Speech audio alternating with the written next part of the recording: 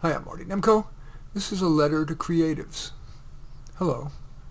You may have received the full range of advice, from follow your passion to would you grow up already?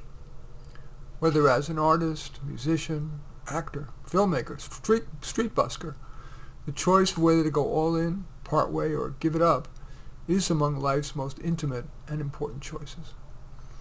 Most people who are attracted to the creative life understandably find it difficult to replace creative time with other activities.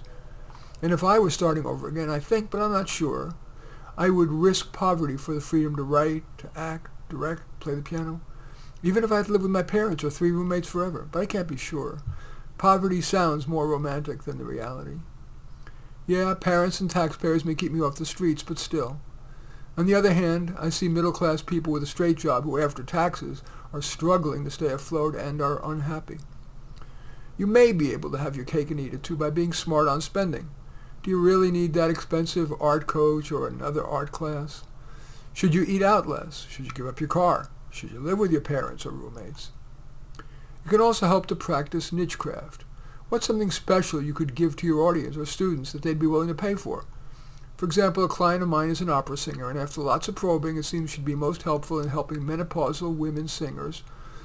I guess there's only one kind of menopausal singers unlock psychologically. There are countless teachers out there. Indeed, most performers try to supplement their income with teaching.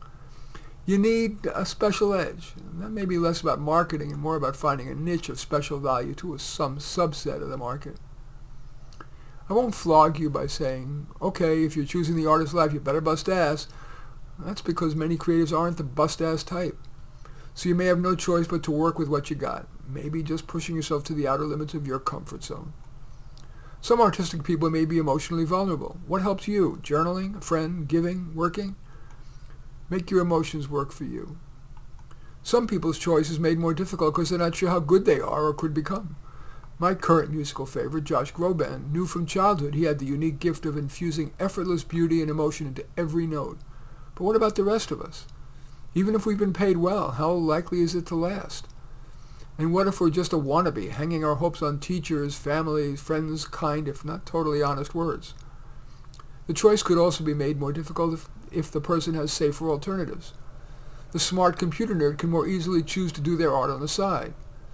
But if you don't stand out in remunerative ways, your choice may be easier. You are meant to go all in on your art.